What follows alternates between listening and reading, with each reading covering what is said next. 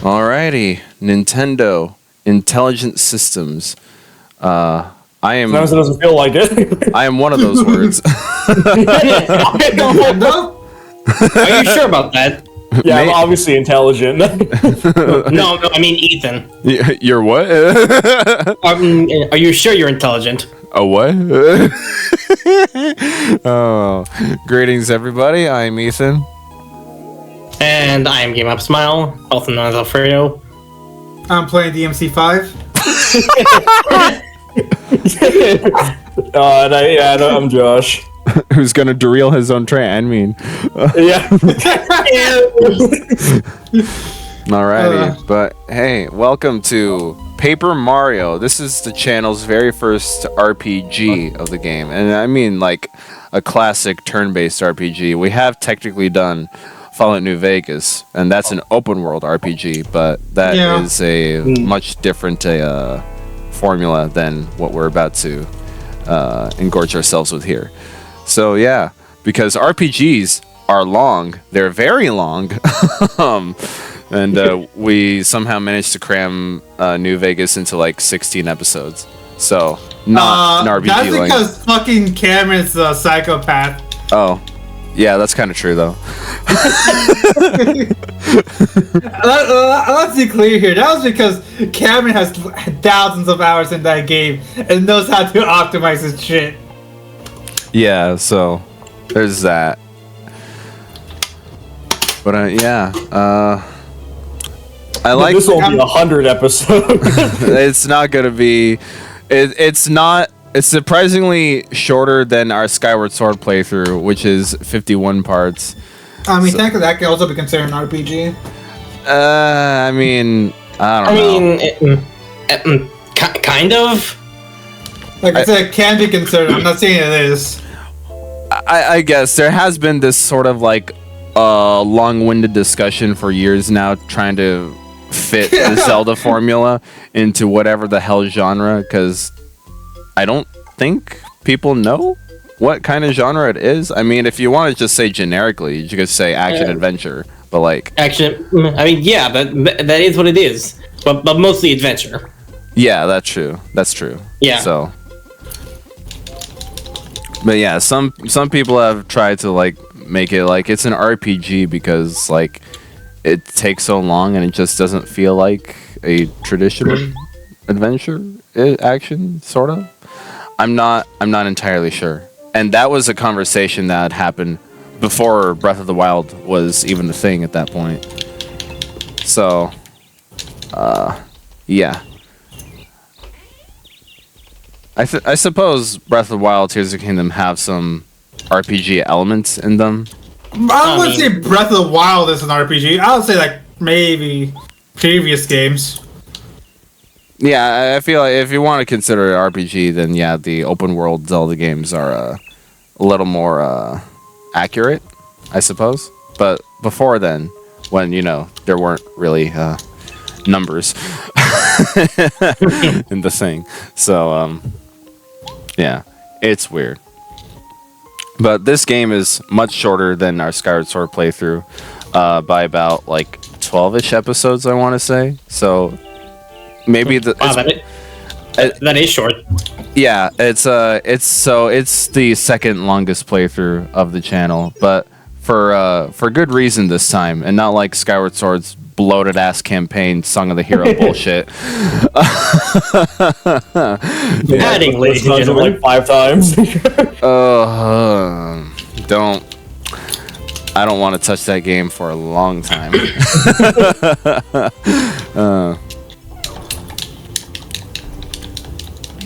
But yeah, this game here is actually one of the last Nintendo 64 games ever released for the system. Because this came out, this came out like months before the GameCube launched. Huh. Yeah, Well, all the way back in 2001. Yeah. What a good way to finish the console. Yeah. Yeah. So is this the first one, or is this the one that's getting remade? It's the first one. This is the first one. The one getting remade is the 1,000-Year Door. Yeah, which is the sequel to this game. Yeah. And I am so great at timing at this channel. I know, right? Oh man, we're gonna do the original Paper Mario remake of Thousand Year Door gets announced. Fuck. And I'm pretty sure I don't even remember. Well, at least you didn't do the original 1,000-Year Door, and then the remake was in house. I think at the time I hadn't even played Thousand Year Door at the time yet, but I have now. So I understand what that game's all about now. But yeah, the Paper Mario franchise, sort of an inconsistent franchise. Yeah. Well, I mean, the first and second game are more consistent. Then we have Super Paper Mario, which it's different, but it's still pretty good. And then we have Superstar and everything else. Right. And yeah, they. Oh no. It's like the Sonic franchise. They changed the formula every game. From what it sounds like, the first two Paper Mario games were more RPG-like, and then pretty much the rest of them were more Mario-like, and that's why nobody liked the newer Paper Mario games.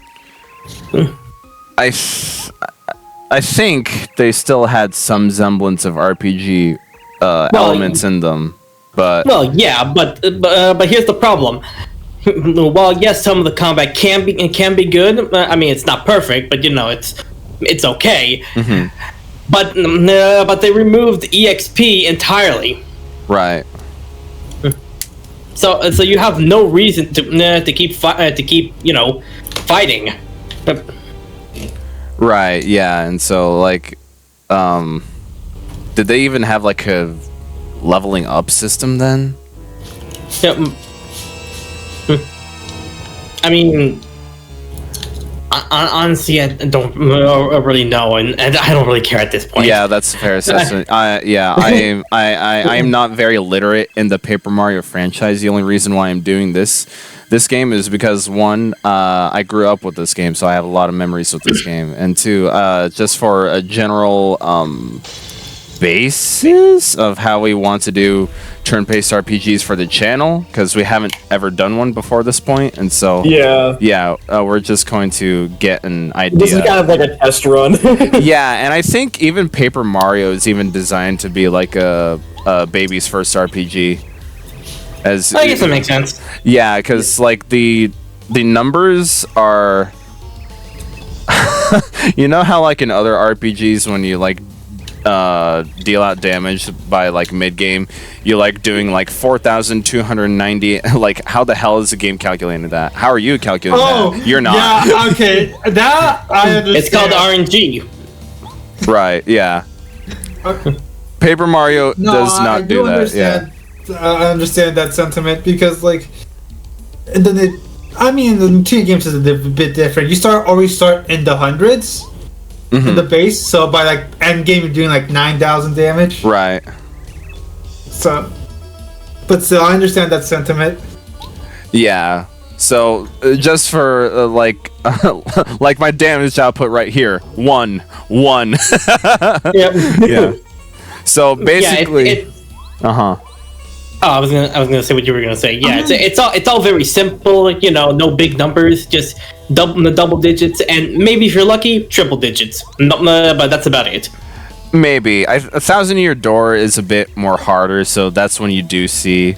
I mean, if that's what is basically used as the metric as baby's first RPG, that means that what's it called, Mario Luigi's Superstar Saga can also be considered that.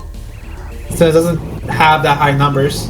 Well, they have those like 1,000 numbers by like late game, so it does have some sort of resemblance to a more advanced RPG series, and that series is also more consistent. Besides the point.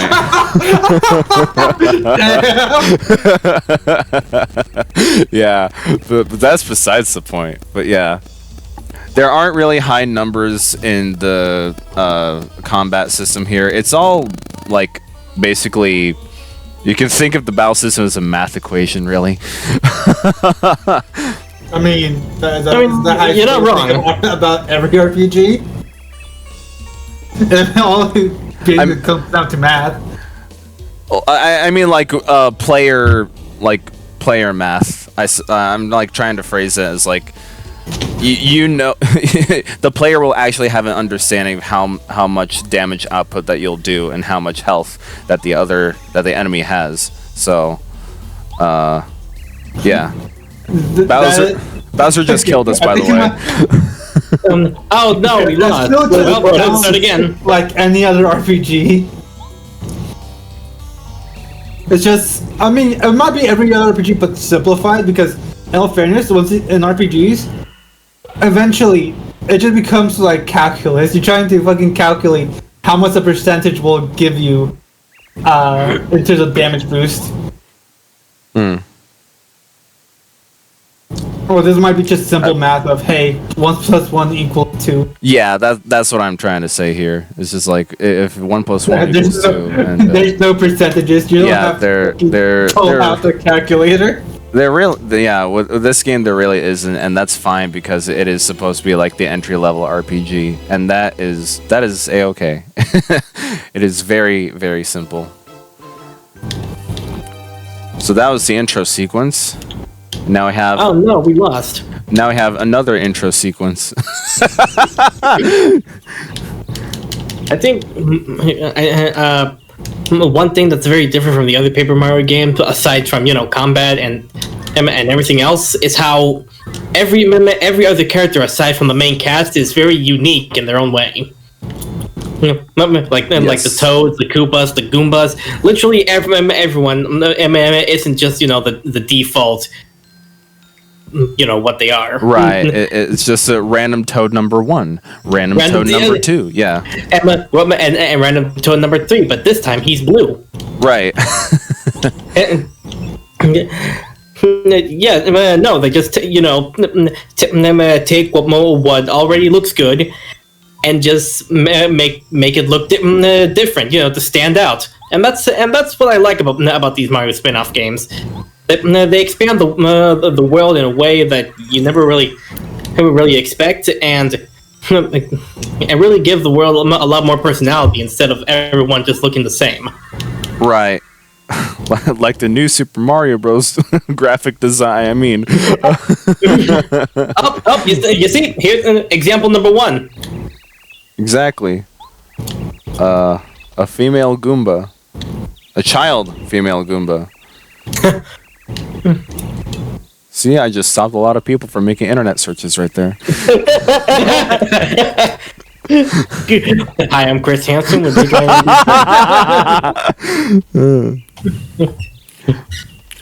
But yeah, no, they kind of in the early stages of this. I'm not exactly sure how Legend of the Seven Stars did this because I haven't played that game yet. But Mario plots throughout all time have just been the basicest shit ever.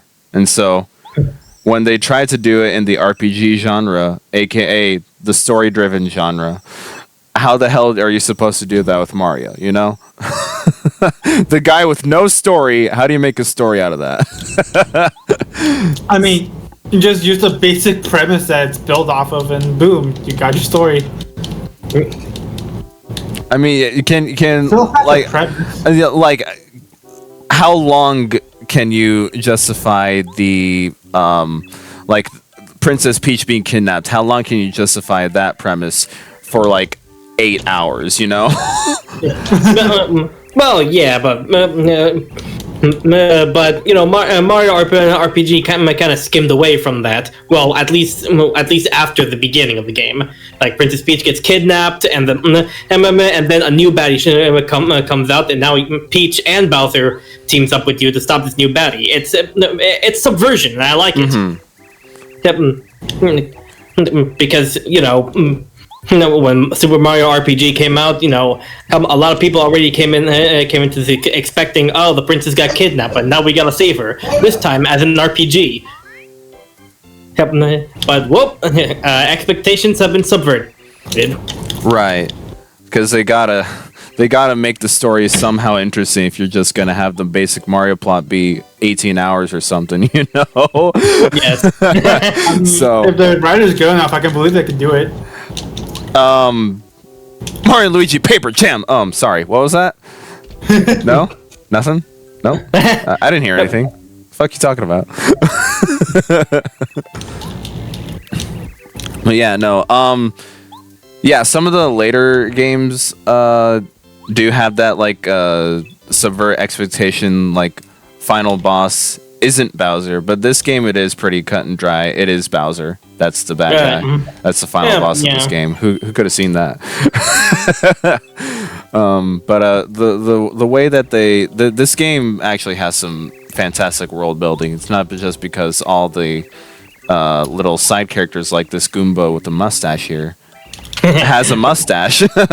Like they all the characters have like neat personality here. It's like we're stranded in this place called Goomba Village right now, and there's a singular Goomba family that has domesticated themselves and are just realized that Goomba has the Celic stash. Damn. Yeah, so they're just happy living their lives here, and they've got a nice little balcony here. Oh, that's cute. It has some fantastic world building here, and you see it throughout the whole game that they have these little towns, these little areas that are neat and cool. Like you can get the sense that people like live their lives here, and it's just beautiful.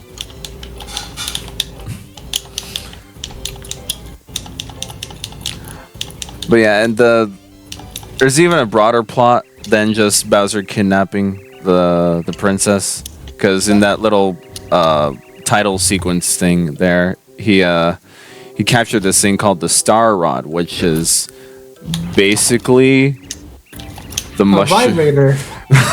Hey, yo, whoa! A what? This cover game's looking a little different.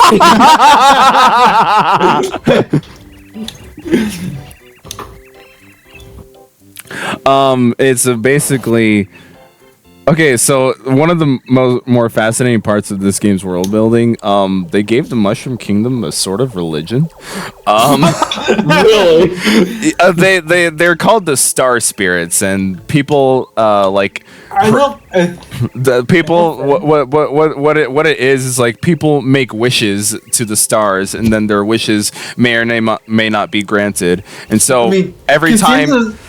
Considering that even in the like Mario games they have faces, it doesn't surprise me.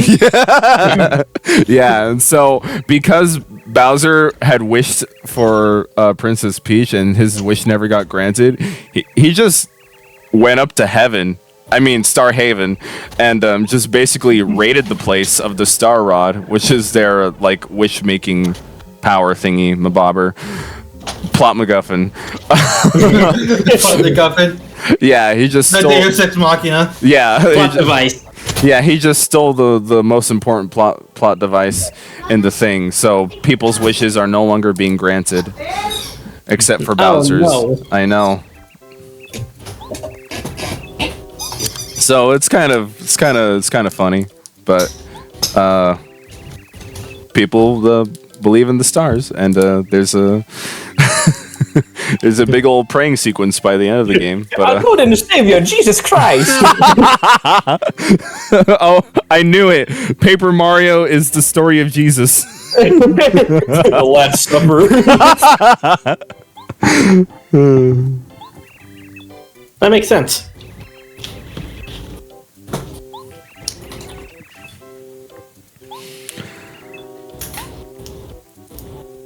Alright, off to our adventure. Exactly. There's a big old yellow block in the way, so we're just gonna have to go back to the balcony to visit the grandpa here, and What the What? fascinating. What's going on? Well. I thought that was a visual bug or something. Oh no, it's a gag. It's a humorous gag. Okay. Yeah, no. Like part of another thing that the game just kind of has to do for itself is give itself a lot of humor to work with. Because if you didn't have all the humor that's there just in like the visual gags or text bubbles or what have you, this would be a very, very dry plot. Yeah. So they try to spice it up with a bunch of humor. I would even say Thousand Year Door has a little bit more zanier humor than this game. Because I think this game's humor is just it's zany to a degree, but it's a bit more subtle, I suppose. I'm not exactly sure how to describe it, but there's clearly a writing difference between both games, and I just find the humor in Thousand Year Door to be a little bit better than this game. I think I see what you mean. Yeah.